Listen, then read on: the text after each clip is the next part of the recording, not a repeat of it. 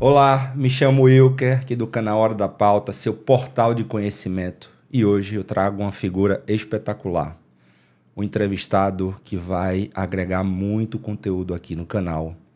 Ele é especialista em empreendedorismo digital, especialista em marketing digital. Na verdade, a gente vai descobrir no decorrer dessa live que ele é especialista em bem mais coisas. A história de vida dele é muito interessante. Um cara muito esforçado, inteligente. Vou apresentar. Seja muito bem-vindo à Hora da Pauta, André Vita. É um prazer, meu querido, estar aqui. Muito obrigado pelo convite. Eu me sinto honrado de estar aqui sentado nessa cadeira com todos esses equipamentos aqui. Rapaz, o cara investiu, viu? Não foi pouco, não. Aqui só equipamento de primeira qualidade para trazer o melhor conteúdo para vocês. Muito bacana. Parabéns pelo estúdio. Obrigado, cara. E se você quer fazer jus ao conteúdo de qualidade, ao investimento que foi feito, se inscreve no canal, compartilha, ativa o sininho, vai no Instagram, segue a página da gente no Instagram, segue a página da gente no Twitter, no TikTok, ajuda a fortalecer o canal para cada vez mais. Deixa seu comentário também nas redes sociais, ajuda a fortalecer o canal para cada vez mais a gente trazer conteúdo desse nível, dessa qualidade. André,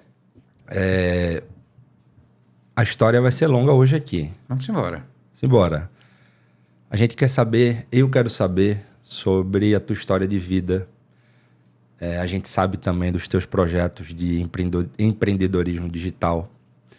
O André, gente, recentemente lançou um curso sobre do básico ao avançado para você aprender a editar o CapCut, uma ferramenta importantíssima hoje em dia para quem está na área, para quem quer vender seu produto ou serviço online.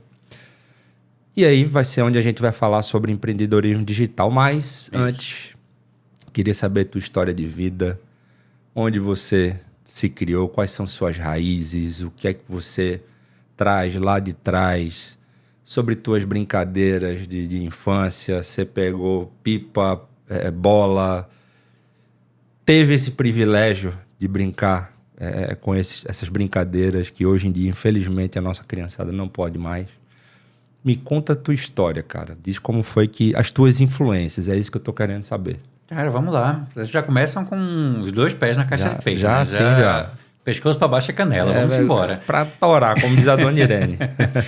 Vê só, eu nasci nos anos 80, né? Então, Sim. nasci nos anos 80 já é um milagre eu estar vivo, porque andei em Fusca, na mala, né? Na parte de trás de Sim. Gol, sem cinto de segurança. Sim. E estamos aí, firmes e fortes. Mas brincadeiras à parte, porque na verdade o mundo evolui e a gente vê a necessidade das coisas e tem que aceitar essas mudanças, né? Sem dúvida. Mas eu tive uma infância abençoada, né? Eu tive um pai e uma mãe presentes que estavam ali, gostavam de brincar comigo, né? Minha mãe era mais séria, minha mãe era mais...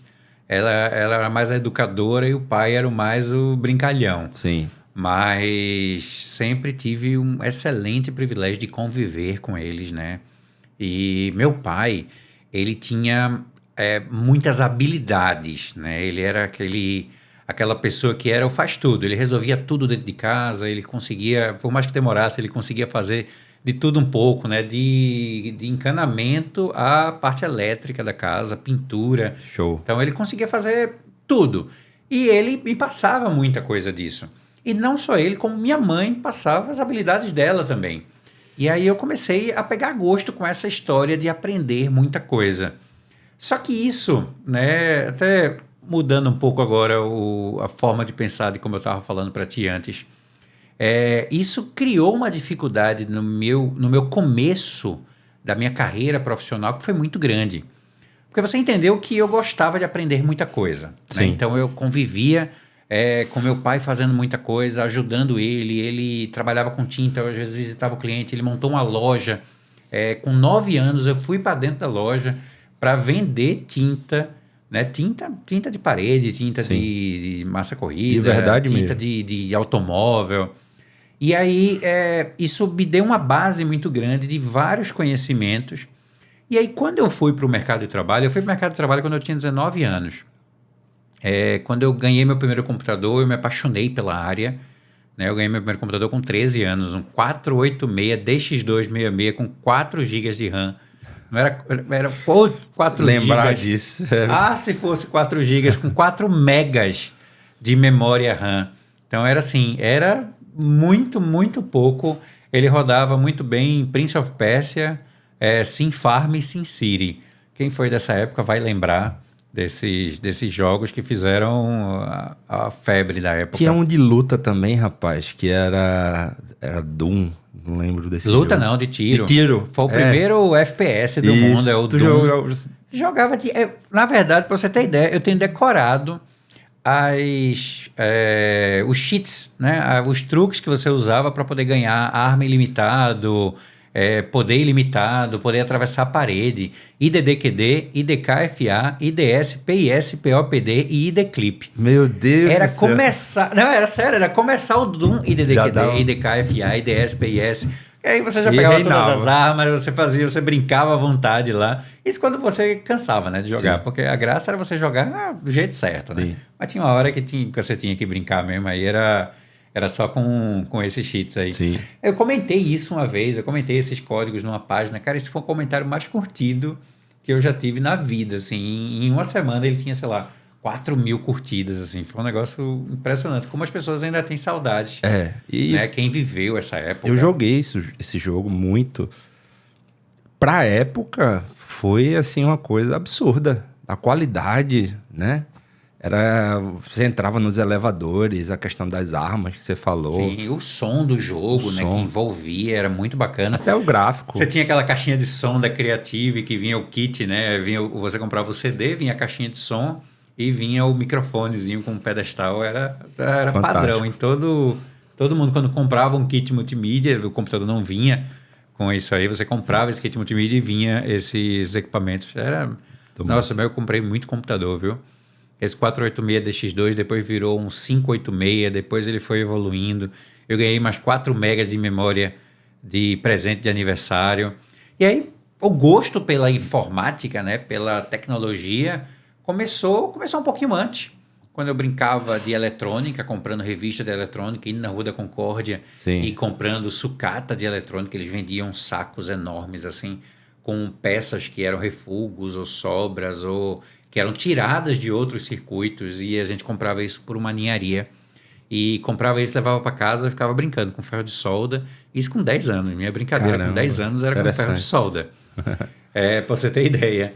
E aí, quando eu ganhei o computador, foi que eu me apaixonei pela área de tecnologia, né? Pela área de tecnologia de dados, assim, de informática mesmo.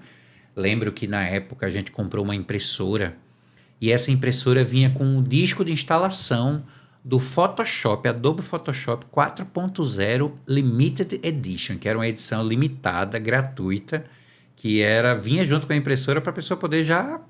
montar alguma coisa, né? Fazer alguma montagem. E eu comecei a aprender Photoshop nesse aplicativo. Hoje eu não sei mais nem qual é a versão que tá. Já passou da 16 há muito tempo e segue subindo. Hoje eu uso uma versão beta do Photoshop. Já para poder pegar as novidades, né? Os lançamentos do que a Adobe está lançando e nos aplicativos principais dela. Mas esse meu background, né? Essa minha história... Né? Tem um amigo meu agora vai se irritar quando ele ouvir eu falando esse background, porque ele vai, tu tá no Brasil, rapaz. Fala a tua história, teu contexto. Na área de tecnologia, veio também na parte profissional, porque meu primeiro emprego foi como suporte técnico de um dos primeiros provedores que tinha aqui. Depois da Lógica, eu acho que um dos primeiros provedores foi o ZAS, que era um provedor que, na verdade, não era nem ZAS, ele chamava DPNet, porque era do Diário de Pernambuco. E aí depois virou ZAS, depois virou Terra. Eu era suporte técnico desse provedor e, assim, aprendi muita coisa lá. Né? Eu entrei numa cara dura, assim, porque eu não sabia. Eu mal tinha internet em casa. Sim. Porque tinha toda a dificuldade de você ter internet em casa, né? Você, geração Z, você que está com 500 mega e com 1 giga de internet, você não sabe o que é ter que esperar da meia-noite para você conectar no modem de 56 kbps não sei nem fazer a conta agora de quanto dá isso, né? Quantos modems eu preciso para chegar em 1 mega e tu tem 500 aí, tá reclamando que tá lenta a tua internet, que eu tô ligado que você tá reclamando. Mas a gente tinha um modem de 56 kbps que conectava e assim, eu sabia o básico do básico, consegui esse emprego, aprendi muita coisa nesse emprego e foi como começou toda a minha história com tecnologia, mas não só tecnologia e comunicação. Porque depois lá do Diário, no Diário eu já conheci muita coisa dos jornalistas do Diário de Pernambuco mesmo, do jornal impresso. Sim. Mas logo depois eu fui para a TV Guararapes, que foi a primeira TV 100% digital, né, do estado. Então eu fui para a TV Guararapes, aprendi muita coisa lá. Eu cheguei a ser locutor da Rádio Caetés, a gente tinha um programa de rádio, a gente tinha um programa de TV, chamava Informática para a Comunidade. Era um programa que a TV Guararapes exibia, que ensinava coisas básicas de Word, Excel, e eu era responsável por criar as imagens que iam para o ar, que iam para a televisão. Ou seja, o teu destaque, o teu aprendizado, a tua herança, você veio, eu venho de característica de multi-aprendizado. Isso. Aquilo foi agregando, até que você parou e disse, poxa, eu sou protagonista na produção de um programa de rádio e TV. E eu era o suporte, cara. Eu era o menino da informática. Você começou como menino da informática? Eu comecei como menino da informática. Eu era o cara que queimava a lâmpada e alguém ia lá trocar. Ele ligava para a informática para trocar uma lâmpada. E você se candidatou à vaga? Eu não cheguei nem a me candidatar. Foi natural, assim. Estava funcionando lá, alguém perguntou, quem sabe fazer isso? Eu digo, eu sei. E aí eu ia lá, fazia e a gente testava. Na época, para você ter ideia, esse período desse programa, eu tinha que trabalhar a partir da meia-noite. Porque o equipamento que tinha, o único equipamento disponível que tinha para usar na época, ele era usado o dia inteiro. E aí eu tinha que usar de meia-noite ele, então eu me candidatei para ficar indo para a televisão de meia-noite, para gravar o programa de meia-noite, para no dia seguinte deixar o arquivo pronto para o editor trabalhar em cima dele. Agora quem vai falar para a geração Z sou eu. Dá licença, bronca. Meu convidado. Você da geração Z, que muitas vezes quer ser reconhecido no ambiente corporativo antes do plantio, antes de semear. Você pega a história do André como exemplo, aí você veja que primeiro você tem que se doar, primeiro você tem que plantar, primeiro você tem que regar, para depois vir a colheita. Eu percebo, André, isso aí seria um outro tema para a gente debater, mas eu percebo eu vejo vários exemplos, até da minha própria equipe, que eu já tive gente, e eles entram com expectativa como se fosse obrigação da empresa ou do ambiente corporativo, ou, enfim, reconhecer primeiro um trabalho que ainda não foi feito, sabe? Não sei se tu tens essa impressão, se não, se contigo foi diferente, se você teve mais sorte do que eu, porque... Então, eu entrei no modo hard, né? Como eu estava te falando, eu fui começando aos pouquinhos e fui galgando e fui descobrindo. O que eu acho que acontece muito, né? Aí já é uma opinião completamente pessoal minha, Sim. é que hoje em dia a gente vive numa época de cavaleiros dourados numa armadura prateada com um cavalo branco, né? E se você não for isso, você está errado. Então, o que é que eu quero dizer com isso? Não se aceita mais o aprendizado, não se aceita mais a pessoa se colocar no papel do principiante. Então, parece que se você hoje tem, sei lá, 25 anos e você não está ganhando R$1 milhão, você está fora, está errado. Né? E boa parte da culpa disso está nas redes sociais. Porque a gente fica vendo aí pessoas com 20 anos, 18 anos, 19 anos, multimilionários, pelo mérito dele ou por não sei, alguns às vezes nem são multimilionários, mas falam que são. Falam que são. E isso cria uma expectativa na cabeça dessa pessoa que está entrando no mercado e que ele acha que vai ser desse jeito. E o mercado, ele age de forma diferente, né? O mercado, ele é o todo. O Instagram é um recorte daquela cena do que está acontecendo ali.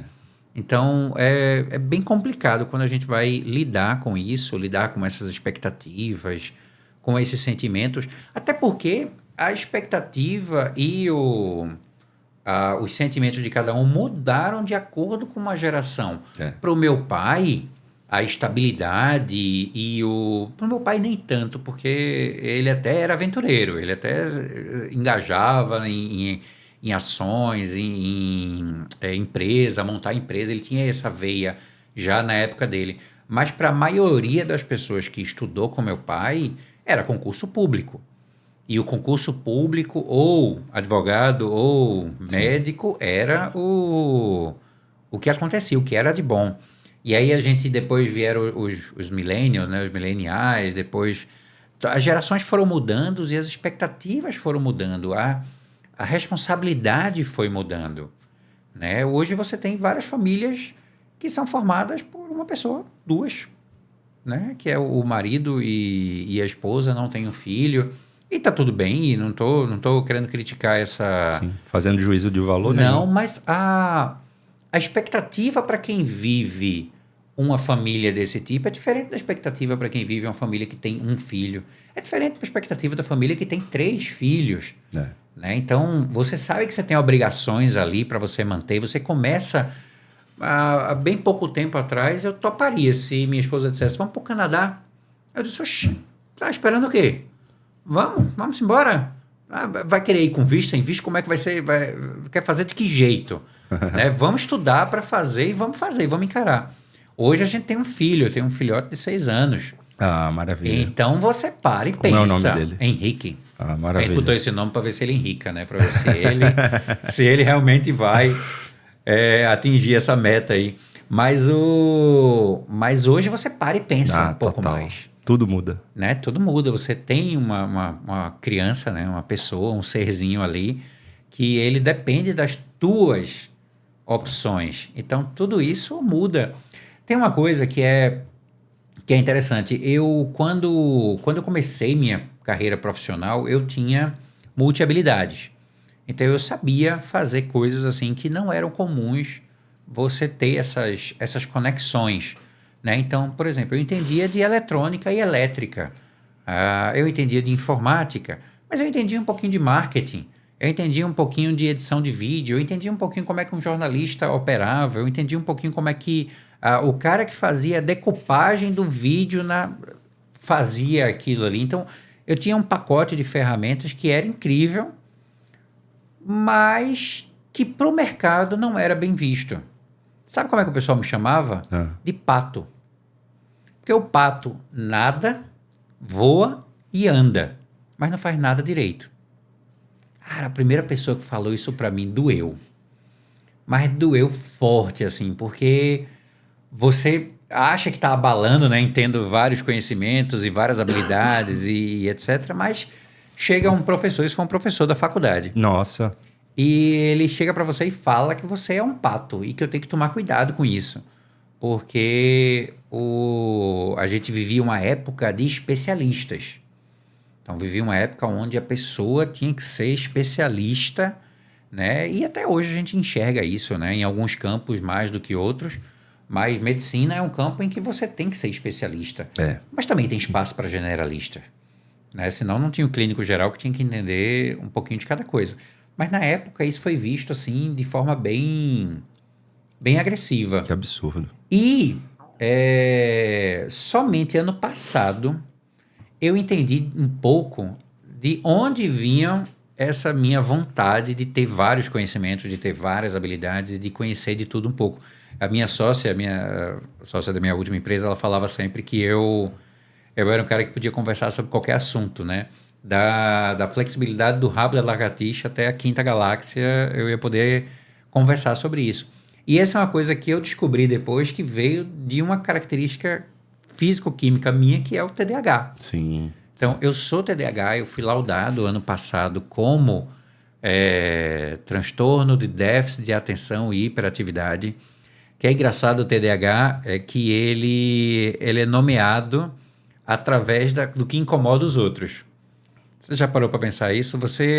Eu sou TDAH, mas em nenhum momento você me viu transtornado. Mas o que é que o transtorno causa, né, nas outras pessoas que não são TDAH, que são as pessoas que a gente chama de neurotípicas? Sim. As pessoas se sentem transtornadas por aquela pessoa que é inquieta, ou aquela pessoa que é desligada, ou aquela pessoa que é os dois, ou aquela pessoa que ela é desligada por ser inquieta. Então, às vezes, você está falando alguma coisa comigo, eu já entendi o que você está falando, eu já estou pensando em outra coisa. Ou você falou uma coisa que tem uma letra de música, e aí lascou porque você falou isso, essa música vai começar a tocar na minha cabeça instantaneamente, não vai parar até eu trocar por outra música, e isso atrapalha, né? Isso atrapalha o desenvolvimento de uma conversa sadia. E aí, isso é que dá nome a essa doença. Mas o TDAH, ele é uma disfunção muito mais ligada aos... É uma disfunção ligada aos neurotransmissores, né? Principalmente a dopamina, que mexe muito mais com a regulação emocional da pessoa do que qualquer outra coisa. Então, como eu fui identificado isso somente ano passado, então já tinha passado 43 anos da minha vida. Sim. E TDAH não é uma coisa que você adquire com o tempo, não é uma coisa que você pega numa festa, num carnaval. Ela simplesmente você nasce com ela, né? É uma condição. E existem dezenas de outras condições que são análogas e parecidas com o TDAH e que às vezes confundem as pessoas. Então, às vezes a pessoa está só com um transtorno de ansiedade, por exemplo, e acha ou pensa que tem TDAH. Por isso que como se fala muito de TDAH hoje, a gente tem acesso à informação, muita gente foi diagnosticada com TDAH por causa disso. Não é moda, não saiu lá em Paris agora. Sim. Que diz, olha, bolsa do Louis Vuitton e TDAH. Se você não tem essas duas coisas, você está fora da moda. Isso não existe. Então, ou seja, era informação que não se tinha, né? Era informação que não se tinha. Era simplesmente, eu era um aluno, eu sempre disse que eu era um aluno cobra, porque eu passava rastejando. Eu não conseguia ficar em sala de aula, eu não conseguia assistir mais do que, 20%, 30% da aula. Eu arrumava motivos lícitos para sair de sala de aula.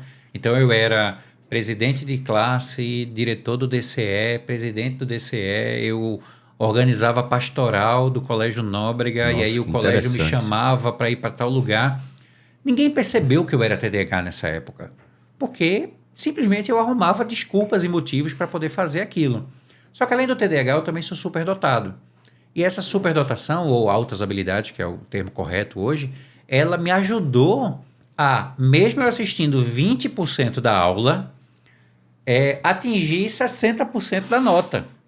Então eu tirava 6, eu tirava 5 e estava de boa. Eu não tinha ego, eu não tinha esse problema, né? Meus pais não tinham a expectativa de ter um aluno nota 10 ou esperar isso, ou esperar o cavaleiro da armadura prateada. Eles não tinham essa expectativa, eles queriam que eu passasse.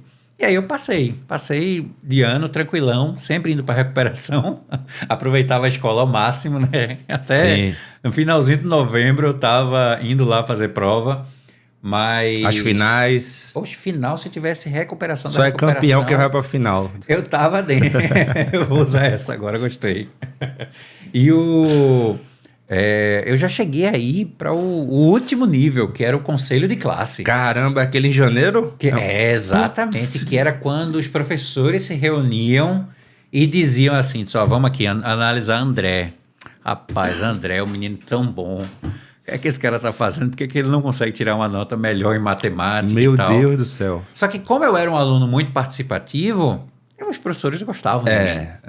Entendeu? Eu era aquele aluno que, nos 20% que eu estava em sala de aula, eu participava. Sim. Eu não brincava, eu não conversava, eu não tirava onda com ninguém, não arrumava confusão para nada. Nada. Até hoje eu só tive uma briga na minha vida, então eu era tranquilão. E aí isso contava pontos. Então, nem que tivesse que apelar para aquele meio ponto do conselho de classe, eu... Estava dentro do páreo. Estava dentro, estava tranquilo, não tinha problema nenhum. Mas aí, com o diagnóstico agora... Cara, foi incrível. eu fui diagnosticado porque eu fiquei curioso em relação a alguns influenciadores que são TDAHs e que falavam sobre isso abertamente. Então tem um influenciador que chama Bruno e um dia ele começou a falar a história de vida dele. E quando ele começou a falar a história de vida dele, eu digo, oxe, sou eu. Você está falando de mim. Né? Eu era desatento em sala de aula, eu não conseguia prestar atenção, eu arrumava motivos para sair de sala de aula. Né? E ele começava a falar tudo isso que acontecia na vida dele. Eu digo, rapaz, tem coisa, tem angu nesse caroço. Olha aí. Tem caroço nesse angu. E aí eu fui atrás de informação, me consultei com uma neuropsicopedagoga, que a gente fez várias consultas, e depois dessas consultas a gente fez uma bateria enorme de testes. Então foram vários testes. Ela não achava que eu era TDAH, ela achava que eu era só superdotado, que eu tinha altas habilidades. E aí, no final das contas, a gente descobriu que eu era dupla excepcionalidade, que eu era tanto superdotado quanto tinha altas habilidades. E foi por isso que passou despercebido. Sensacional. Conta um pouco essa questão de ser superdotado, porque se cria um estereótipo, né? Acho que você tá... O pessoal assiste Caldeirão do Hulk, do que era do Hulk, não sei mais nem como é agora, mas tem aquele programa lá das crianças superdotadas que fazem Soletrando, contas. Tem os das contas. Tem. E a gente pensa que o cara que é superdotado é só aquele cara que entende de um assunto específico, que é mega master naquilo ali, ou que faz conta de cabeça. Mas não, o superdotado, né, ou o conceito mais novo, que é o de altas habilidades, ele é aquele camarada que ele é muito bom, ou ele tem habilidades especiais em determinados segmentos. E ele pode ser muito ruim em outros. Estava comentando contigo que eu fiz o meu teste. Meu teste, ele vê vários fatores, né? Ele tem um gráfico lá bonitinho, um diagrama de Venn. Ele vai de 0 a 700. Ou é 0 a 800, agora eu não estou lembrado. Acho que foi 700 que você falou. Não, mas eu agora revendo aqui minhas notas mentais, eu acho que é 800. 800. Ele vai de 0 a 800. Tá. Teve fator, a média é 300 lá, o cara que está dentro de 300 a 400 ali, ele está dentro da média esperada. Média.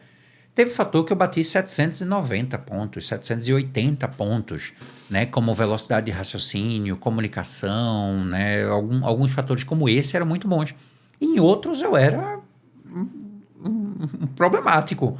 Em alguns eu tinha que evoluir, porque eu tinha dado, 200 pontos. Em algumas coisas, principalmente o que envolve memória. Eu não sou uma pessoa muito boa.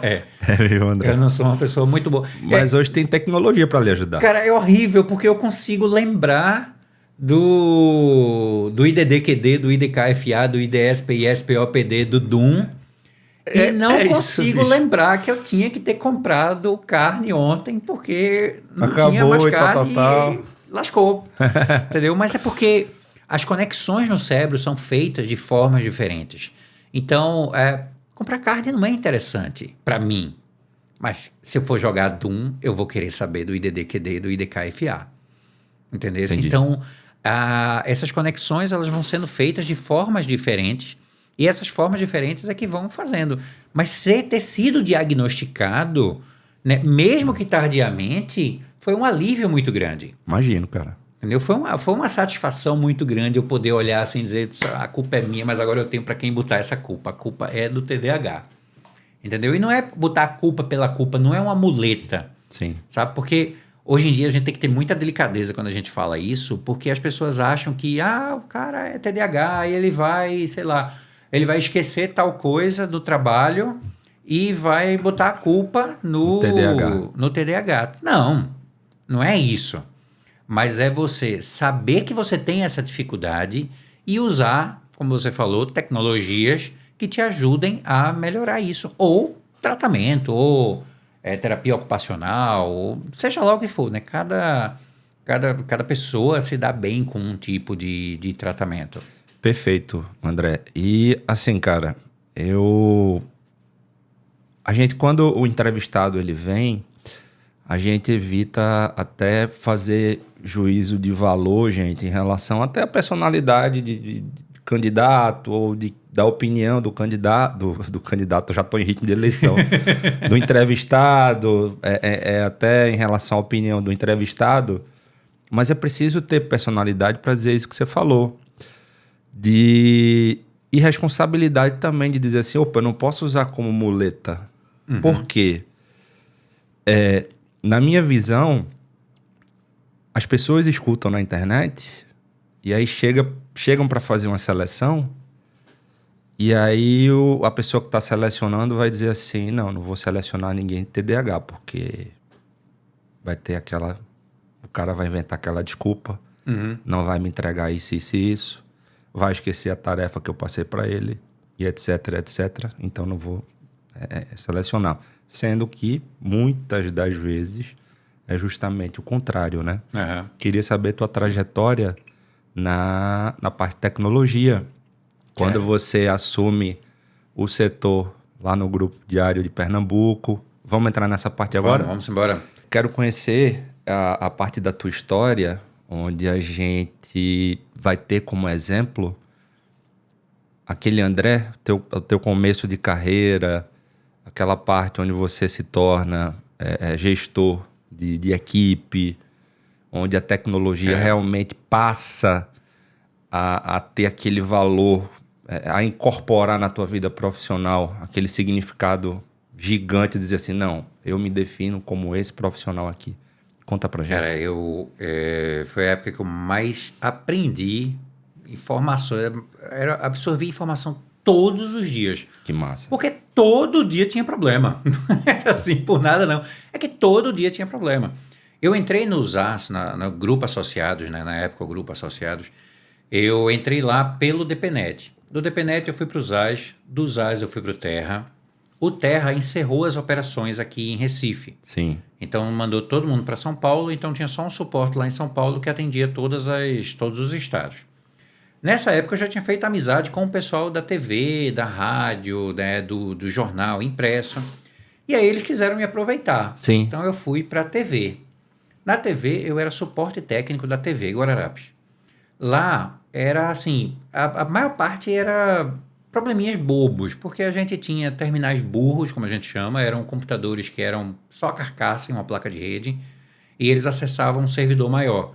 E aí o jornalista, né, o repórter, ele fazia toda a matéria num sisteminha bem básico, só de digitar o texto mesmo, e ele escrevia isso lá.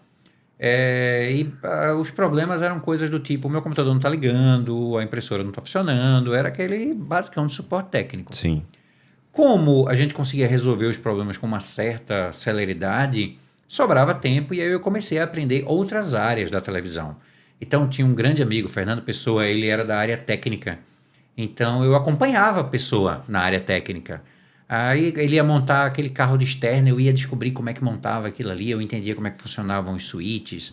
Eu ia para o cara de edição, e o cara de edição, eles usavam ilhas de edições lindas da Sony, né, uns computadores grandões com 2 monitores e um teclado especial para fazer a edição e tal. Eu digo, me ensina, como é que faz isso aqui? Massa. E aí eu aprendia aquilo ali. E aí a TV começou a passar por dificuldades financeiras e precisaram diminuir a equipe e eu dancei. Sim. Né, eu fui demitido. Só que quando eu fui demitido, eu tinha feito amizade com o pessoal da rádio. E o pessoal da rádio queria aproveitar o meu trabalho lá. Então eu fui contratado pela rádio, Clube Caetés. E aí eu cuidava da parte de tecnologia também, que eram problemas ainda mais simples. Para você ter ideia, o maior problema que a gente tinha era quando inseria uma pausa na programação da rádio de 11 horas da noite e alguém esqueceu essa danada dessa pausa lá na programação e tinha que alguém ir lá apertar a barra de espaço para poder voltar a programação do ar. E aí também sobrava tempo, eu comecei a descobrir outras coisas, comecei a aprender. Serginho Bala, o locutor, ele era o DJ da época. Ele me ensinou a mixar. Então eu não aprendi a mixar em CDJs ou disc jockey, né, em vinil, aprendi a mixar no computador. E aí a gente tinha um programa que era com músicas mixadas, um programa de anos 80, 90, que rodava de meia-noite no sábado. E aí a gente fazia lá, brincava com os ouvintes. Era um programa que tinha muita piada, muita coisa. Era quase um podcast. Massa. Porque ele tinha essa liberdade. Como era meia-noite e tinha quase ninguém ouvindo, Sim. A gente tinha uma liberdade maior. Não tinha filtro, né? Não, o pessoal ligava para lá, brincava, pedia música, a gente fazia lá umas mixagens. Era bem divertido. Mas a Rádio Clube também passou por um processo de dificuldades. Era quase que uma live via StreamYard. Né? Era quase isso. E aí, como a rádio também passou por dificuldades, eu acabei sendo demitido mais uma vez da rádio e fui aproveitado agora pelo Diário. Só que como o Diário cuidava, né, justamente por causa desse termo maravilhoso que na época era famoso, que era downsizing, né, você reduzir ao máximo, né, a equipe, a estrutura, o Diário começou a cuidar de todo o grupo. Então, em vez de ter um suporte do Diário, da TV, um suporte para a rádio e um suporte para o Diário, o suporte do Diário tomava conta de todos os setores. E foi aí que eu te falei onde eu mais aprendi. A gente tinha uma sala com mais de 20 servidores, e aí esses servidores tinham Windows NT, Linux, três distribuições de Linux diferentes, tinha Nexus, tinha macOS. Em relação à tecnologia, foi o auge do que você viu de tecnologia ou ainda não? Não seria... É porque é muito difícil você falar de auge de tecnologia vivendo a época que a gente vive com... Não, mas eu falo na época ali, o recorte da época, assim, que você tinha... Era, com certeza. Né? A gente tinha Info Nordeste na época, que era uma feira de informática que acontecia no centro de convenções e tudo. E eu participava dessa feira porque eu trabalhava lá. Sim. Então, isso era muito bacana para mim. E eu comecei a aprender com o pessoal tecnologias que eu nunca tinha sonhado. Eu nunca tinha instalado um Linux na minha vida. E aí lá foi a primeira vez que eu aprendi. Eu tive que aprender porque o proxy, o servidor que servia a internet para todo o grupo, era em Linux. Se eu não aprendesse e esse negócio caísse na minha hora, eu tinha que dar um jeito, eu tinha que voltar a internet para o pessoal lá rapidamente. Então eu tinha que aprender. Então eu aprendi muita coisa. Na época, meu chefe, Eduardo, também ele era bem aventureiro, ele também gostava de aprender muita coisa. E para você ter ideia, tinha um computador que era o computador que cuidava das placas de metal que cuidavam da impressão. Então, toda a impressão do jornal era dividida em cores, cada cor dessa era transferida para uma placa de metal e tinha um computador que cuidava de um computador inteiro, um Mac até na época, que cuidava de uma câmera que centralizava o ponto certo para poder fazer a marca. Era uma coisa bem específica. Era o específico do específico. Esse computador deu problema. E aí, quem ia ajeitar esse danado desse computador? Eu fui eu e o Eduardo para lá. Vamos ajeitar. Era um problema de BIOS. Para você ter ideia, a gente teve que ligar o computador. A gente teve que ligar o computador sem BIOS. Desculpa. Às vezes eu penso que todo mundo... Por favor. Sabe tudo que a gente... Eu vou ter que mexer na outra câmera aqui, que está perto de mim, audiência, para ele explicar para um contador e um advogado o que é BIOS. Na verdade, BIOS tem duas boas explicações. Uma é que a gente carinhosamente chamava de BIOS os operadores de computador que tinham problemas. Era o bicho ignorante operando o sistema. Eita, pô, eu sou um BIOS. Não conta, não. Mas a BIOS, ela tinha toda a informação para ligar o computador. Tá. Então, quando você ligava o computador, que aparecia aquela telinha que passava um monte de informação. É que hoje é tão rápido que você mal vê isso. Mas ali está passando a BIOS.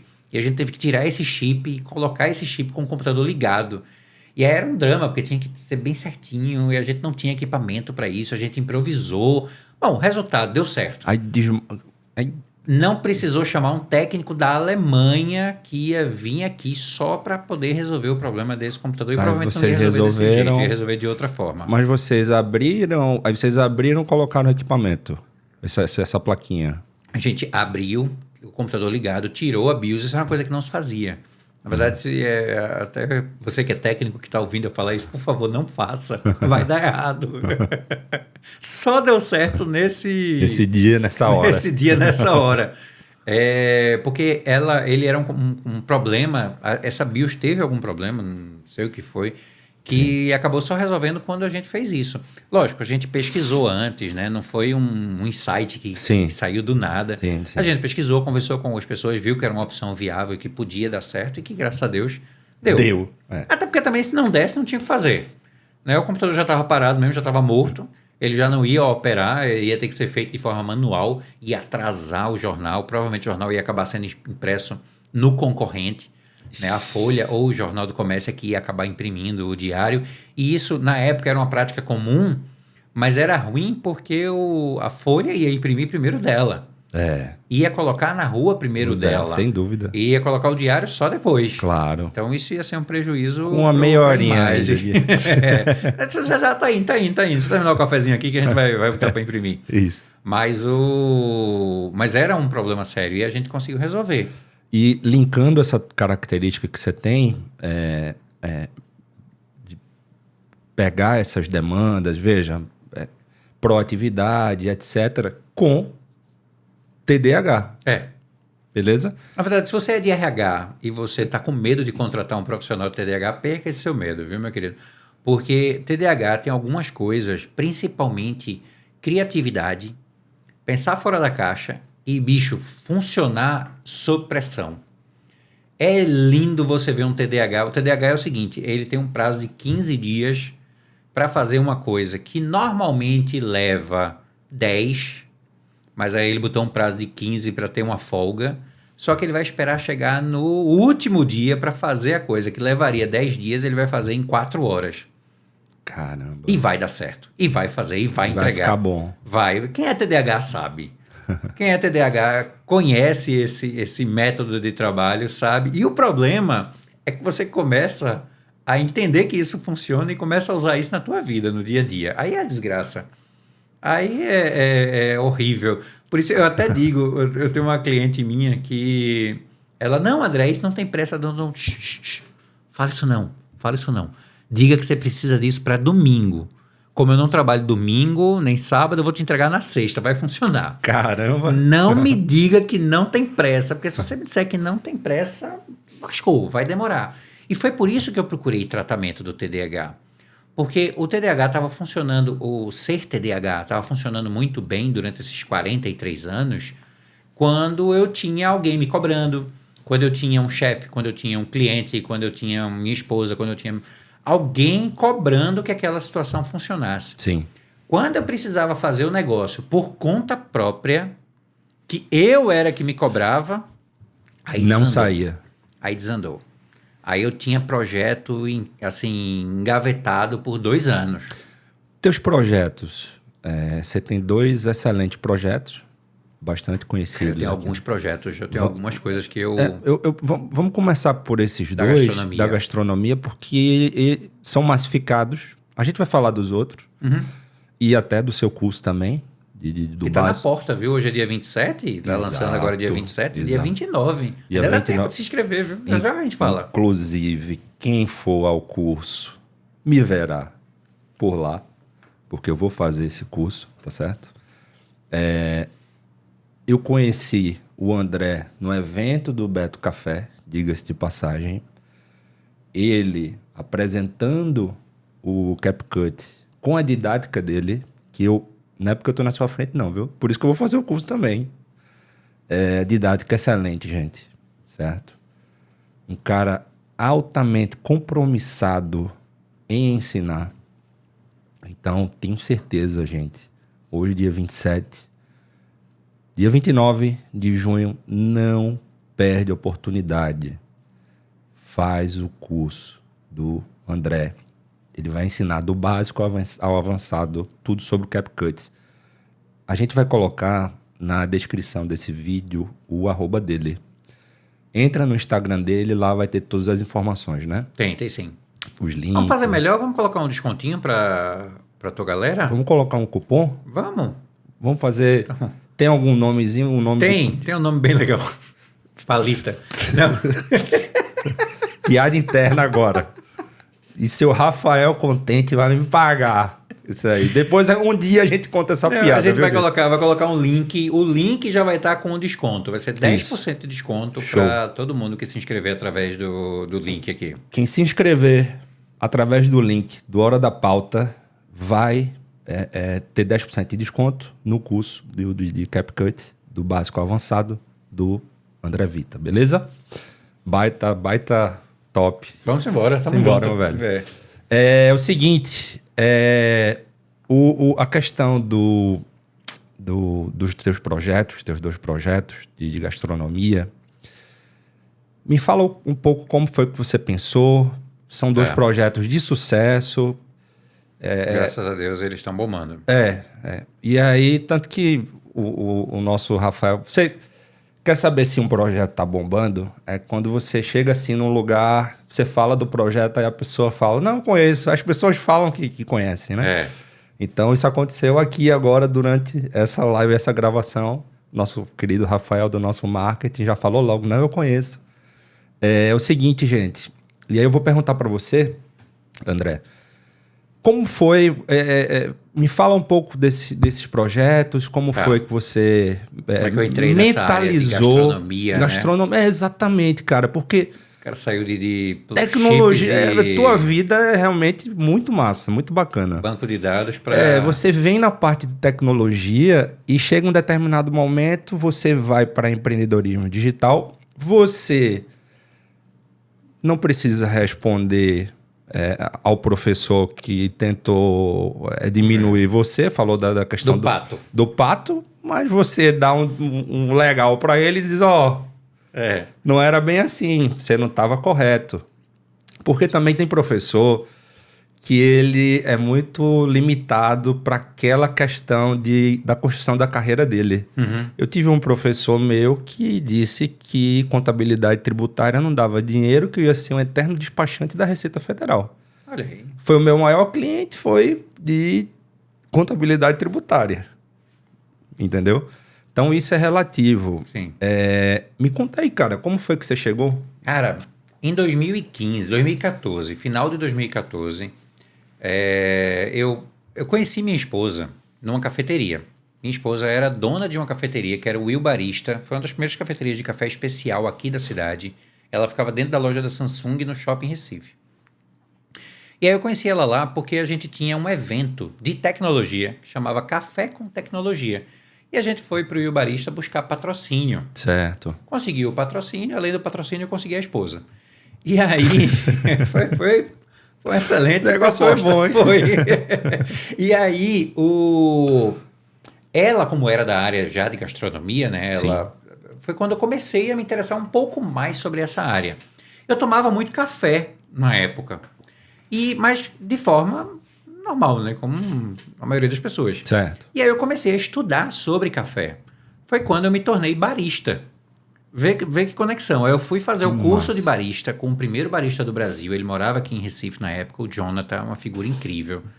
Eu fiz o curso de barista com ele. E aí eu comecei a estudar sobre café, gostava de café. O Café com Tecnologia continuou existindo e tal. Que massa, cara. Tudo muito bacana. Quando foi depois, isso foi em 2010. 2009, 2010. Quando foi em 2014, conversando com minha esposa, a gente estava pensando em voltar para a área de gastronomia. E a ideia na época era montar um food truck, porque era moda. Estava começando, tinham 2 ou 3 food trucks em São Paulo, já era uma febre. Os programas de TV. Então a gente pensou, vamos montar um food truck. Eu fui para São Paulo para conhecer esse mercado e eu acabei indo na Feira do Automóvel lá. E a Feira do Automóvel estava com um stand só sobre food trucks. E estava lá o Rolando Vanucci, que é o Rolando Massinha. E era o expoente, ele é pernambucano, se eu não me engano ele é de Caruaru.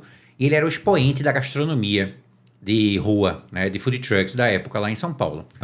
A gente conversou e ele olhou para mim e disse, cara, você não é da área de tecnologia? Eu disse, sou. Você sabe fazer site? Eu digo, sei. Minha base era o que eu fazia para ganhar dinheiro. Por que você não faz um guia de food trucks? Eu digo, amanhã. E dito e feito. Voltei para casa, né? Voltei para o hotel, no caso. Depois do hotel, voltei para casa. No dia seguinte, estava pronto o site. Chamava Na Rua Tem. Na época, a gente tinha uns amigos que tinham alguns sites. Era Casa Amarela Tem, não sei o que tem. Eu digo, eu vou botar Na Rua. Né? Que pega geral. Aí era Na Rua Tem. O Na Rua Tem nasceu dia 1º de janeiro de 2015. E aí a gente começou a conhecer os food trucks. E aí foi muito bom porque eu comecei a ver os problemas dos food trucks. Sim. Eu vi os problemas, vi as vantagens, vi a questão da lei. Comecei a entrar na parte do negócio propriamente dito. Mas, de tabela, eu comecei a ter também contato com as pessoas que consumiam food trucks. Porque as pessoas queriam saber aonde tinha um food truck legal, aonde ela podia ir. Aí tinha o Dog on the Road, tinha o Combina, tinha a Barca. Eram food trucks famosos aqui que o pessoal queria saber onde eles estavam Sim. e qual era o review. A gente ia anonimamente, a gente não falava que estava fazendo um review do food truck, então era bem bacana. Mas com o tempo eu acabei ficando conhecido, o pessoal começou a me conhecer, sabia quem eu era e aí já era sabia, diferente, né? Já tratava diferente. Uhum. E aí o Na Rua Tem resolveu fazer um evento. E aí eu fiz o primeiro evento de food trucks aqui de Recife. Na verdade foi o segundo, porque o Lá Fora veio e fez um evento no Rio Mar antes do nosso. Mas aí o Lá Fora foi no shopping e não era só de food trucks. Ele tinha operações gastronômicas que estavam em barracas e tal. E o nosso foi 100% de food truck. Foi ali no final da Antônio de Góes, no comecinho da Antônio de Góes com a Conselheira Guiar, onde tinha o estacionamento da Sampark. Hoje eu acho que está em construção lá, vai ser uma casa de festas. E a gente colocou em 2 dias 14 mil pessoas comendo lá. Velho, eu não tinha organizado um aniversário direito. E inventei de fazer isso aí. O pessoal na época a gente chamou o Estelita para ser o truck de hambúrguer. E truck de hambúrguer a gente não sabia que era o sucesso. O principal, né? Todo mundo queria correr pro de hambúrguer, depois pro de sushi e depois o resto. O hambúrguer, eles fizeram uma produção para durar 2 dias. Durou 2 horas. Nossa Senhora. Eles correram, fecharam o food truck, correram pro Estelita, fizeram mais uma batelada lá de hambúrguer, voltou, acabou em mais 1 hora. A Docicleta, que era a mais famosa, ainda é. A Docicleta é um sucesso. É um dos melhores brownies da cidade, sem sombra de dúvidas. Esgotava. Eles traziam brownie de, assim, caminhões de brownie e os brownies iam esgotando. Então, foi um evento de muito, muito sucesso. 2015 passou, 2016 a gente fez o segundo evento, já foi no Shopping Guararapes, também com uma estrutura maior, mais confortável. Já tinha área coberta, tinha música, foi bem bacana. E quando foi em 2016, final de 2016, eu resolvi montar o meu food park. Me juntei com mais outras operações de food park, a gente alugou um terreno na Madalena e começou a fazer. No meio do processo, a gente resolveu fazer uma coisa diferente. A gente resolveu abrir uma segunda-feira, a gente não abria na segunda-feira, a gente resolveu abrir uma segunda-feira no mês, um evento chamado Segunda Ogra. Era uma segunda-feira onde, na época, eu tinha uma operação de churros lá, a Zirco Churros. A gente não vendia churros, a gente vendia outra coisa. Era uma marmita com meio quilo de batata frita, calabresa frita na imersão, cheddar, mussarela maçaricada, queijo parmesão, tudo isso servido num panelão assim enorme, bom sabe? Demais. Que harmonizava muito bem com um chopp de 1 litro que era vendido numa caneca gigante, ou que você podia comer com um crepe que vinha com 2 massas de crepe junta, um hambúrguer com 4 carnes, tudo isso numa segunda-feira.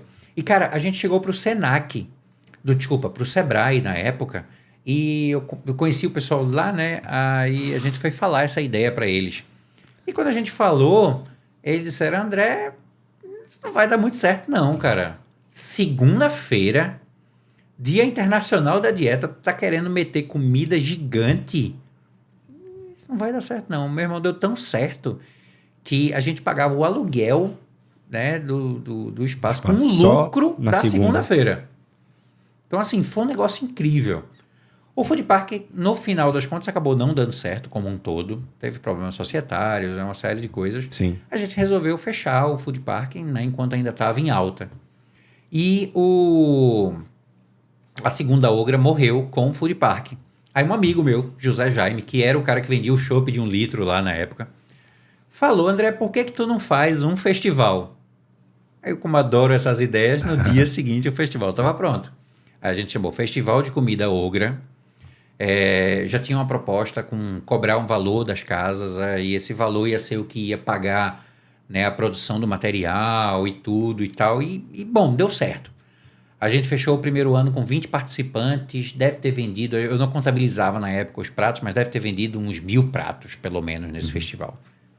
Validou o projeto, funcionou, no ano seguinte já foi maior, né? Em 2019 a gente apareceu em Ana Maria Braga.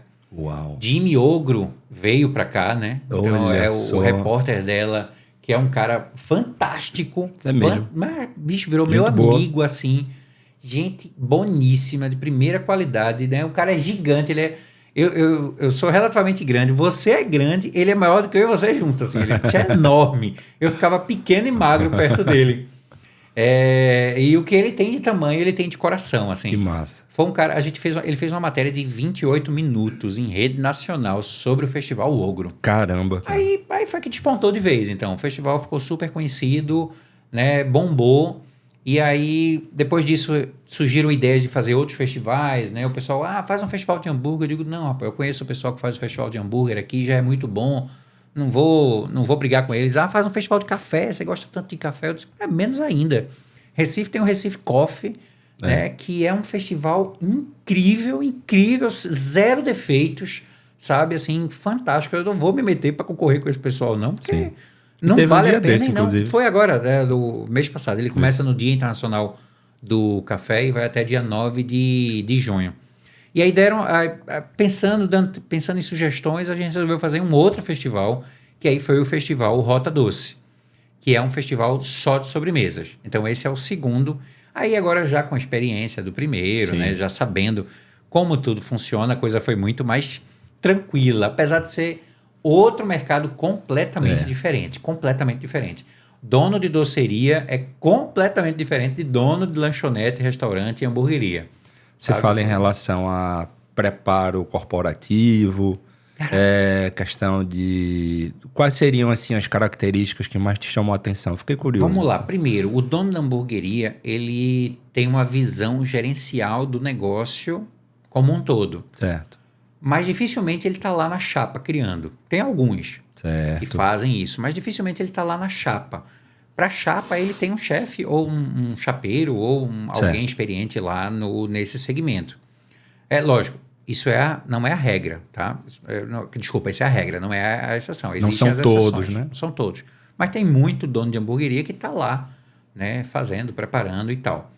Já o dono da doceria, né, a dona da doceria, está dentro do lugar. Né? Muitas vezes a doceria leva o nome dela. Então é uma coisa muito mais pessoal. Então ela está lá dentro daquilo ali. E aí eu resolvi fazer um festival que começou as vendas na época de Páscoa, passou pelo Dia das Mães e pelo Dia dos Namorados. 3 datas que são bombásticas nas docerias. Então, meu amigo, para eu conversar com os donos das docerias foi novela. Mas eu levei muita porta na cara. Mas não é por nada, porque o pessoal não conseguia me atender. Sim. Entendeu? A dona da doceria estava lá enfurnada dentro da cozinha criando ovo de Páscoa e coraçãozinho e não sei o quê, e coisa para Dia das Mães e pensando no prato que ia servir. Então, foi uma dificuldade muito grande para poder fazer isso. Sem ser esse período, André, eu já acho complicado. Se você fizer pegar as docerias aqui do raio, aqui da região onde a gente está gravando aqui agora, pessoal, eu já cheguei nas docerias com minha esposa e é lotado, cara. É um negócio, assim, impressionante. Você sabe que depois da pandemia aumentou a venda em chocolate em 30%? Não, foi mesmo. A indústria do chocolate está sofrendo com a falta de cacau por causa da demanda. Não sabia. Existe um lado, um lado meio psicológico aí, né? Porque a gente sofreu muito com a pandemia, né? E o chocolate, ele tem esse alívio. Né? Ele dá essa dopamina, esse pra gente, né? Então, o chocolate teve um aumento de consumo muito, muito grande, muito feroz depois da pandemia.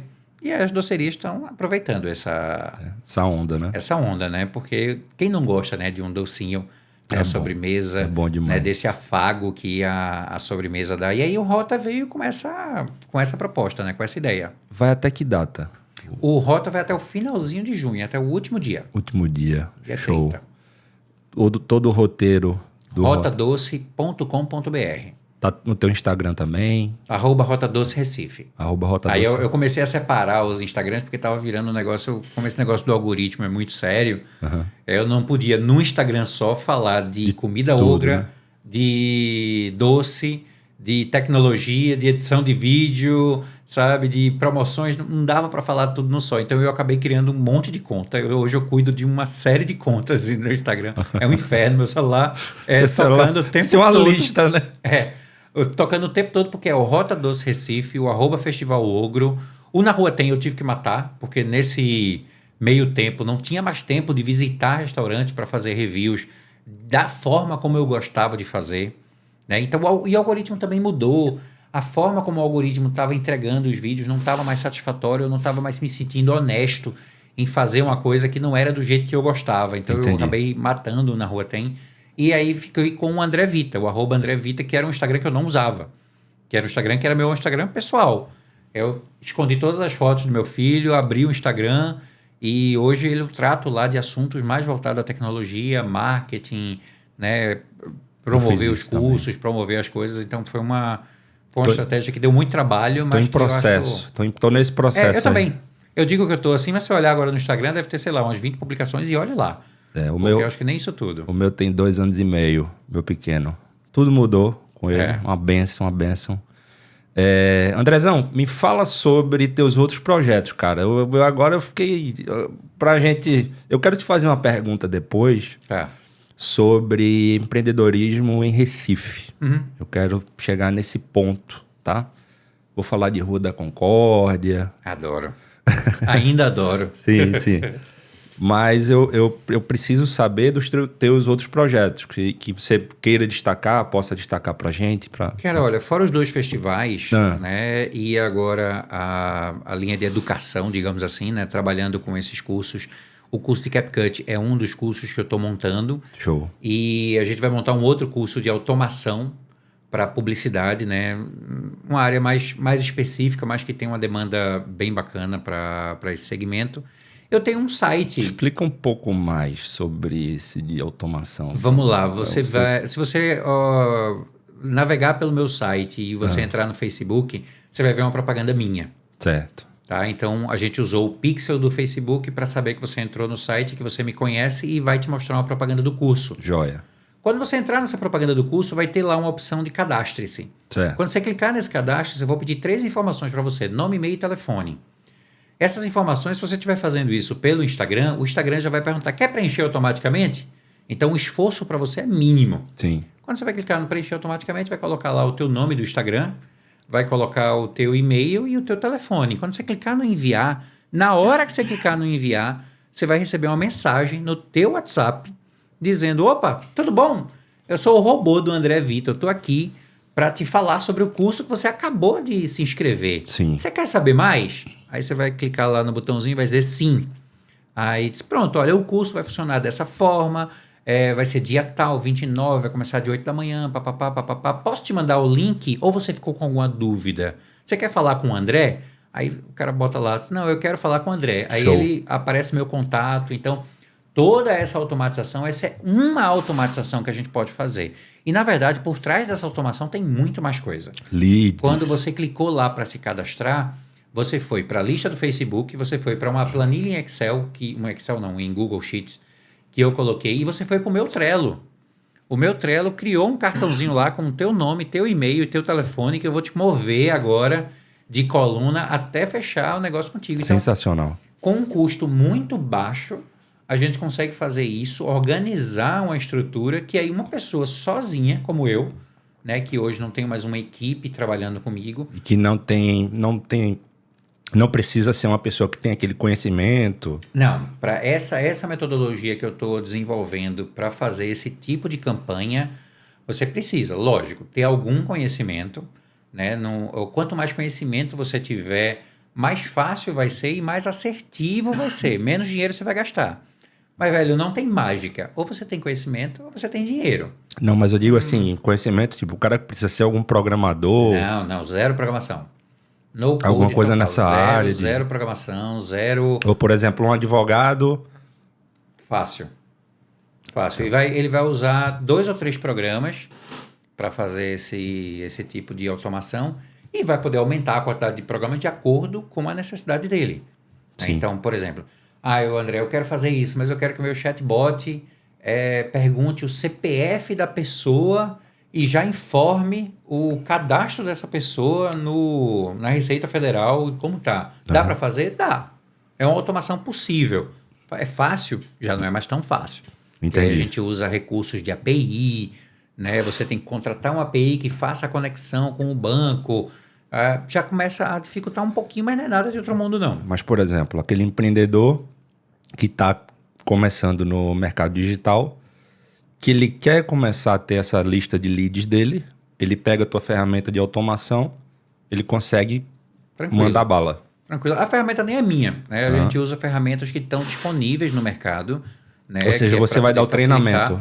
A gente vai ensinar, vai fazer Show. o treinamento para Que que ele consiga fazer isso de forma autônoma, sozinho, Massa. sem grandes dificuldades. Com um pouquinho de paciência, ele vai conseguir fazer. Show. Então, tem os festivais, Sim. tem a parte de educação, que a gente está começando a desenvolver agora, que é uma coisa que eu já devia ter desenvolvido há muito tempo, mas acredito que até por causa do TDAH eu sempre ficava protelando e passando para frente esse fator. E eu tenho um site de ofertas, cara. É mesmo? Chama Clube Mukirana. E ele Gostei do nome. todo dia posta de 40 a 50 promoções nos maiores sites da internet. E essas promoções vão direto para o teu WhatsApp. Nossa. Então, toda essa parte de automação começou por causa do Clube Mukirana. Porque eu queria que quando a gente postasse a promoção, essa promoção fosse automaticamente para um grupo de WhatsApp e fosse de acordo com o tipo da promoção. Então, se é uma promoção de casa, né? Estou vendendo, sei lá, uma lixeira. É uma coisa para casa. Então, ele vai para o grupo casa. Né? Se é uma câmera, ele vai para o grupo tecnologia. Então, eu queria fazer isso e eu fiz tudo isso sozinho com a ajuda do meu amigo ChatGPT. Sim. Me ajudou muito, muito. A dúvida é, versão paga ou a gratuita? Cara, eu uso a paga. Certo. Né? Eu sempre usei a paga por 2 motivos. Porque eu sempre queria usar a versão mais nova, mas hoje a versão mais nova é gratuita, então você consegue usar. Mas o ChatGPT, ele tem uma... Na verdade, não só o ChatGPT, todas essas inteligências artificiais, né, generativas, eles têm uma coisa que as pessoas às vezes não percebem. O que é que acontece? O ChatGPT não é uma inteligência de pergunta e resposta. Ela não está lá para... Vamos abrir aqui o ChatGPT. ChatGPT, do nada. Abrir agora. Quem descobriu o Brasil? Não, velho. Vai fazer isso no Google. Essa é a função do Google, fazer isso aí. O ChatGPT, ele é para gerar informações com base no que você passa para ele. Então, eu queria manter histórico de tudo que eu estava fazendo. Então, por exemplo, eu tenho uma conversa lá com o ChatGPT que é sobre mim. Essa conversa sabe tudo sobre mim. Eu abro o ChatGPT no carro, pego o trânsito ali da Rui Barbosa e vou conversando com ele. Dá para conversar. Quem não é do Recife, deixa eu situar a audiência aqui. Quem não é do Recife, e só para entender, a Rui Barbosa, quando o Vitor diz aqui, quando eu abro o celular ali no trânsito da Rui Barbosa, dá para ele falar, dá para ele discutir. Se ele quiser fazer uma graduação, o TCC dele, ele discute ali com o ChatGPT na Rui Barbosa. E não importa a hora do dia. Importa. Não importa. Você vai domingo, aquela rua tem gente passando ali. É impressionante. Né? Todo aquele eixo ali. Eu amo aquela região, cara, por sinal. Isso. Eu amo aquela região. E é linda, né? A Praça da Jaqueira, o Parque da Jaqueira, em frente ao rio. As opções gastronômicas, né? A livraria. Você tem tudo ali. É lindo, mas, meu amigo, eu não moraria ali, não. Eu moro no outro extremo, eu moro em Candeias, eu moro em Jaboatão. Mas vamos lá. Eu tenho essa conversa com o ChatGPT que sabe tudo sobre mim. Então, quando você chega para mim e diz, né, o Sebrae chegou para mim, eu fui fazer uma palestra para o Sebrae. E o Sebrae disse, André, me manda uma mini bio tua. ChatGPT, eu abro a mesma conversinha lá. ChatGPT, construa uma mini biografia minha com 300 caracteres, com foco nisso, nisso e nisso. Então, essa conversa sabe que eu sou TDAH, sabe que eu sou superdotado, sabe que eu gosto de tecnologia, sabe um monte de coisa sobre mim. Então, ela consegue criar essa informação de forma bacana, entendeu? Quando você tem a opção gratuita, quando você usa, por exemplo, o Bing, né, que te dá a opção do ChatGPT mais atual, você não consegue manter esse histórico de forma bacana, de forma legal, entendeu? Então, eu acho que vale a pena, é um investimento, nessa hoje está $20, então com $1 do jeito que está, já passou de 100 conto, fácil para você pagar, mas bicho, 100 conto é uma pizza. Né? Uma pizza boa ou uma pizza com um refrigerantezinho que você você vai tomar vale a pena para o teu investimento pessoal? Dependendo do time que você torce, R$ 100 você vai sofrer. Vai ver o time perder, ter dor de cabeça. É verdade. Que nem eu. Então, invista no seu conhecimento. Muito Tu é melhor. tricolor, é? Sou náutico. Torcedor do Clube Náutico Caparibe. Então, assim... tá na linha. não tá valendo muito a pena deixar de investir no chat GPT para ir pro campo, não, entendeu? Vale, eu não tô vendendo o chat GPT aqui, não tô fazendo propaganda dele, não, mas eu acho que... E assim, cara, tem uma coisa que eu vou reclamar com vocês aí que produzem conteúdo para Instagram, principalmente focado em inteligência artificial. Meu amigo, pare de dizer que a inteligência artificial tal é melhor, que a inteligência artificial B é melhor, que... Pare, inteligência artificial boa é aquela que atende a tua necessidade do jeito que você consegue operar e trabalhar. Boa. Cara, eu vou cansar de dizer isso para todo mundo. Ah, André, mas o Gemini do Google com opção tem não sei quantos bilhões a mais. Tem. Eu não sei usar. Adianta alguma coisa? Né? Eu vou perder tempo para aprender a usar o Gemini da forma que o ChatGPT me dá a informação hoje. Para mim, não vou trocar ele nem tão cedo, até que alguém me convença que realmente vale a pena. Sim. Mas nas minhas automações, eu fiz uma automação um dia desse para um amigo meu, que ela pega uma informação do Twitter, ele pega o texto do Twitter, trata esse texto, transforma em um título usando o ChatGPT, transforma um título, transforma numa postagem com uma quantidade determinada de caracteres e com um tom que ele quer, e joga isso para um WordPress, né, que é um blog, de forma automática. Então, o cara postou no Twitter. Já vai pro blog. Um minuto depois, está no blog postado uma matéria da Você faz esse trabalho também? Faço. Da forma como a pessoa quer, da forma como a pessoa pediu, né, com a linguagem que ela faz. Lógico, se fica em rascunho, o cara só tem que ir lá, dar o trato que ele merece, né, tratar as informações da forma correta e jogar no ar. Dá para fazer isso no Gemini? Dá. Eu não sei. Eu não vou perder tempo aprendendo a API do Gemini, implantando ela no meu NTN, fazendo uma série de conexões novas só porque alguém disse que o Gemini do Google é melhor do que o ChatGPT. Então, se você está entrando nessa área agora, se você, sei lá, você é um advogado, um contador, sei lá, qualquer médico, profissão, médico, enfermeira, professor, não tem restrição. Você está começando agora, adote a sua ferramenta de inteligência artificial. Então, eu adotei ChatGPT, vou continuar com ele, prefiro a versão paga do que a versão gratuita. A versão gratuita, mesmo hoje, tendo a versão mais nova, que é a 4O, gratuitamente, ela é limitada. Sim. Você não consegue fazer tantas perguntas quantas são necessárias. Você tem limitação de caracteres. E eu pago o ChatGPT 2 vezes, cara, porque eu pago o ChatGPT e eu abasteço a API dele. São coisas separadas. Então, para fazer essas integrações, eu tenho que usar a API. E a API eu pago por uso de token. Então, é um dinheirinho que eu boto lá, $10, passo o mês com ele e eu vou consumindo a partir daí. Entendi.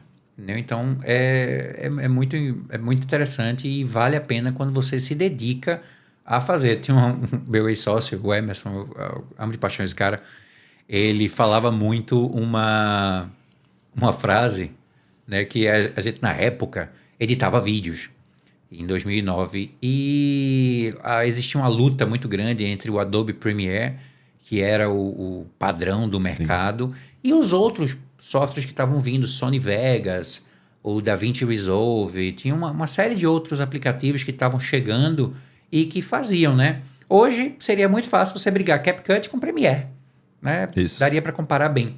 Ele dizia sempre o seguinte, só quem sabe lutar jiu-jitsu não precisa de pitbull. Se você sabe usar a ferramenta da forma correta, velho, é como eu falo no CapCut, você não precisa dominar Adobe Premiere, DaVinci Resolve, softwares complicados, complexos, caros, inclusive. Isso. Né? Hoje em dia nem tá caro. O Adobe Premiere, eu acho que pagando $240 por mês, você tem acesso a todos os aplicativos da Mas o problema é Adobe. aquela interface também, né? Para quem não sabe, para quem tá chegando... Assusta. Meu Deus. Assusta. Quando você abre a colorimetria, meu amigo, aquilo ali é um bicho. Aí uma parte fica aqui, aí outra é mais na direita, aí outra é uma outra tela embaixo, aí tu não sabe onde tem que editar, se é aqui, se é ali, se é aqui. Bicho, eu fiquei perdido. Eu vou te falar, Premiere e After Effects são aplicativos com propostas diferentes, tá? Uhum. Não são a mesma coisa, mas eles são aplicativos que quando não tem plugins ou recursos instalados, ficam devendo muito. Muito.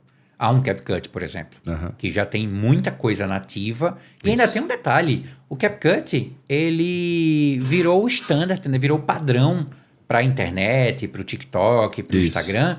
Então, as pessoas que assistem estão acostumadas com aquele visual. Exato. Estão acostumadas com aquelas transições, com aquelas legendas, com aqueles recursos que o CapCut traz. Aí, às vezes, eu gosto de editar no Premiere. Eu confesso que eu uso o Premiere no dia a dia, na minha empresa, no meu trabalho. Mas, às vezes, eu tento imitar o que o CapCut faz dentro do Premiere. Olha só. Aí teve um dia que eu me arretei e disse, meu irmão, não vou ficar fazendo isso não. Trabalho de corno aqui, arretado. Não vou fazer isso não. Eu vou direto no CapCut. Então, tem clientes que eu atendo hoje, que eu cobro para atender eles, que eu edito no CapCut. Não edito no Premiere, mesmo tendo a versão Premiere Beta funcionando lá, bacana, cheia de recursos fantásticos. Agora, lógico, se eu preciso, por exemplo, editar um áudio com mais qualidade, aí eu vou para o Premiere. Sim. Porque ele tem alguns recursos, né? Principalmente a Adobe agora tem recursos lindos de tratamento de áudio que funcionam muito bem. Mas até o CapCut, dependendo do que for, consigo tratar o áudio lá, bacaninha. Massa. Você tá vendo o conteúdo de qualidade que o André acabou de passar aqui pra gente? Mais um conteúdo de qualidade. Se você tá gostando, se inscreve no canal, ativa o sininho, dá o like, compartilha, comenta, vai no nosso Instagram, passa a seguir a página da gente, passa a seguir a gente lá no Twitter, também se inscreve, passa a seguir a gente no TikTok, segue as páginas do André. Quem está interessado em fazer o curso de CapCut do básico ao avançado, clicando no nosso link, que está na descrição desse vídeo, vai ganhar 10% de desconto. Então, melhor do que isso, só 2 disso. Meu velho, tua trajetória é espetacular, certo? Uma honra ter recebido você aqui. Mas tem uma última pergunta, por hoje, por hora, que eu quero fazer. Diga lá. Muito conteúdo hoje aqui para a galera realmente se esbaldar. A gente vem percebendo o centro do Recife sendo esvaziado, né, como um todo. E a parte do comércio já foi. Você passa na Rua da Imperatriz ali, você passa na Rua Nova, meu Deus do céu. A gente percebe a Rua da Concórdia, que é a Rua da Tecnologia, ainda em seus momentos, né, o câncer ainda está no início. Mas a gente já vê lojas fechando, a gente vê o comércio das 5h30 basicamente já encerra. Então, como que você da tecnologia, que ia na Rua da Concórdia há alguns anos atrás, enxerga a rua atualmente? Cara, vamos lá. Qual é hoje a principal motivação de você adquirir um equipamento? Né? Vamos falar de equipamento de tecnologia porque é o que a Concórdia vende. Né? Ela, famosa aqui, é uma rua, para quem não conhece, é uma rua extremamente famosa por vender tudo que você precisa na área de tecnologia, desde de câmera de segurança a cabo de áudio, passando por equipamentos musicais, equipamentos de... Você quer montar uma rádio hoje, você vai na Rua da Concórdia que você consegue montar. Aonde é que eu via uma vantagem muito grande em comprar equipamentos na Rua da Concórdia? É porque lá, além de eu poder pegar o equipamento e levar para minha casa, né, na hora que eu ia comprar, eu tinha muito acesso à informação lá. Então eu chegava para um vendedor da Manchete, e eu chegava para ele e dizia, bicho, eu tive uma rádio na minha faculdade, eu estudei na FIR, e a gente montou uma rádio interna lá na FIR. Mais uma coisa do TDAH, para não assistir aula, eu inventava de montar a rádio. E aí eu cheguei lá para um vendedor e disse, olha, bicho, eu estou precisando comprar um amplificador. Esse amplificador vai ter tantas caixas ligadas e tal. Eu quero comprar uma caixa que seja boa, mas que não seja a melhor do mercado. O que é que você me sugere? E aí ele me sugeria opções viáveis, baseado no meu orçamento e na minha necessidade. E ele tinha conhecimento técnico. Ele tinha conhecimento técnico, ele sabia, ele montou aquilo ali, Sim. seja para um show, seja para uma rádio amador, seja lá para o que for. E aí eu via isso com muito bons olhos. E aí eu podia, numa rua só, passar em 2, 3 lojas, fazer 2, 3 orçamentos ou ver 2, 3 visões diferentes, né, de equipamentos que eu podia fazer, de que eu podia comprar. Hoje em dia, se eu for comprar um amplificador, eu vou no YouTube. Eu vou colocar qual o melhor amplificador em 2024. E vai ter um monte de review de vários vídeos falando. O que é que eu vou fazer no final do vídeo? Eu vou tomar minha decisão. Eu quero comprar esse O'Neill, não sei o que, descrição tal. E eu vou colocar no Google, ou vou colocar direto na Amazon, ou vou colocar direto no Mercado Livre, e vou ter uma noção de preço desse equipamento. E dependendo da agonia que eu tiver, eu posso até fazer a compra já. Isso é muito complicado, porque assim, você acaba usando a Rua da Concórdia, né, ou qualquer outra rua focada nisso, só no momento de desespero. No momento que a necessidade bateu. No momento em que teu cabo Santo Ângelo quebrou, partiu, ou que você comprou uma placa, uma mesa de som diferente que você achou que era XLR, ela é P10, ou ela é P2, ou ela é TRSS, ou P3, seja lá o que for. Só na dor de barriga. E aí você precisa ir lá na Só Cabos para poder construir um cabo específico que não vende na internet, ou que você não tem conhecimento suficiente para montar você mesmo ele. Então você acaba indo só na dor de barriga. E aí isso é muito, muito complicado e triste, inclusive.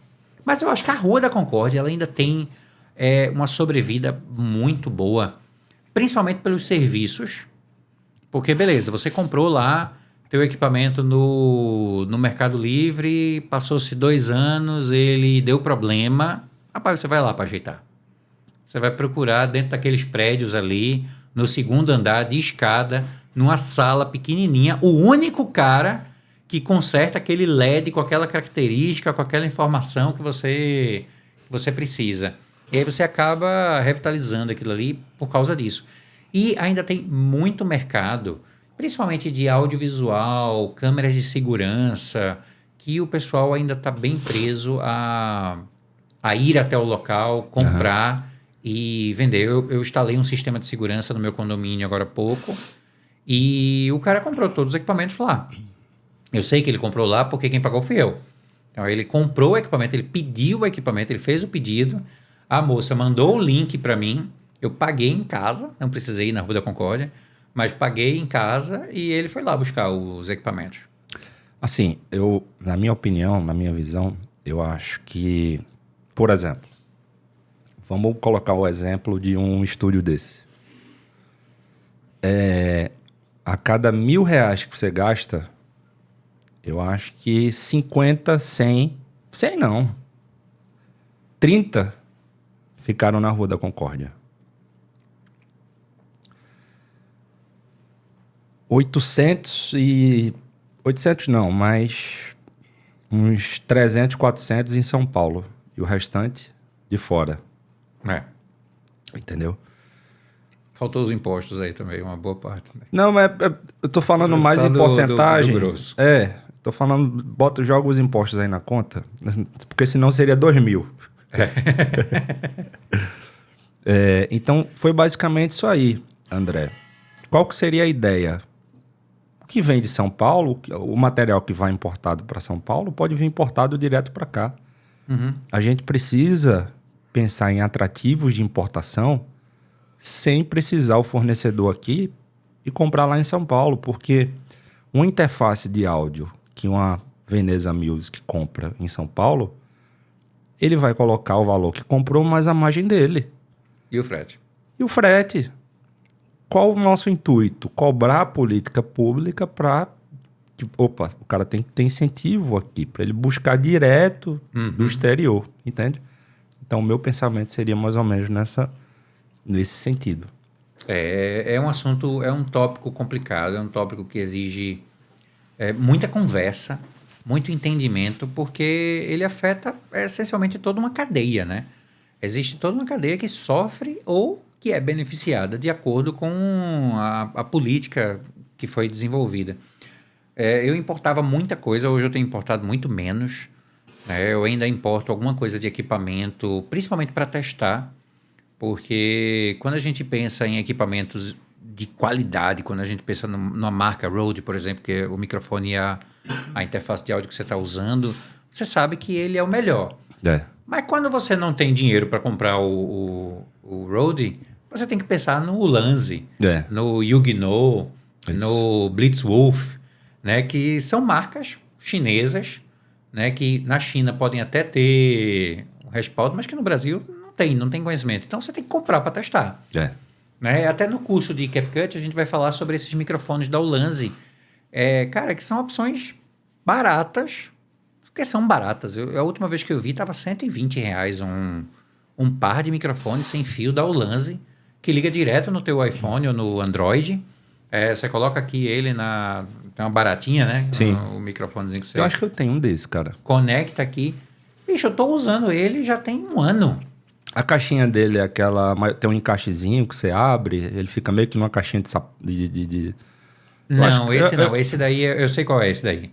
Não é esse não. Esse é uma caixinha mais arredondada que tem uma tampinha assim. Aí sai duas baratinhas dele e o adaptador que vai no celular. Agora tem uma opção da Cômica que vem com 4 microfones, sabe? Então tem opções no mercado que são boas e são baratas, mas que a gente às vezes não conhece, né? Tem que comprar para testar. Mas eu acho que alguns investimentos... Olha, quando você vai na gastronomia, a gente tem uma coisa que a gente chama de food service. O que é o food service? Quando você vai ali no Sam's, ou no Descontão, ou no Atacadão, que você vai comprar batata frita congelada, você vê que tua batata frita congelada não é 1 quilo. Ela tem 2,5 kg. Ela tem um saco de 5 quilos, ela tem um balde sei lá, você vai no padeirão, lá você compra Nutella de 3 quilos, num balde de 3 quilos. Isso é food service, é o mercado para os grandes, né, os empreendedores. Em tecnologia, a coisa funciona mais ou menos assim também. A gente tem um mercado para o pequeno e o médio, a gente tem o mercado do broadcast, que é o mercado das grandes televisões, das grandes indústrias e tal. Essa galera grande nem passa na Rua da Concórdia.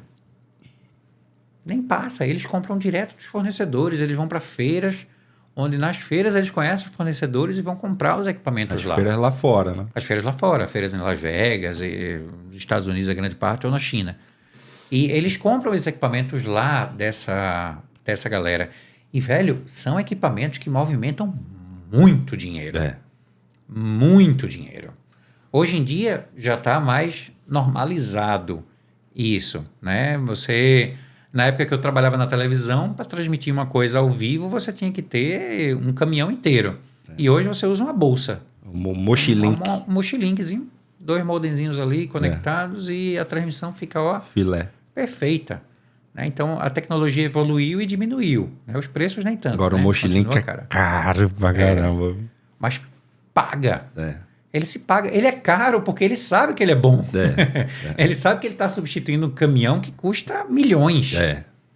Com aquela antena pontada lá. Entendeu? Então, ele está substituindo uma coisa que custava milhões. Para TV, é de graça. Nada, É de graça. O cara compra de dúzia. Não, veja 12, que eu quero ter backup aqui para quando der problema. É mesmo.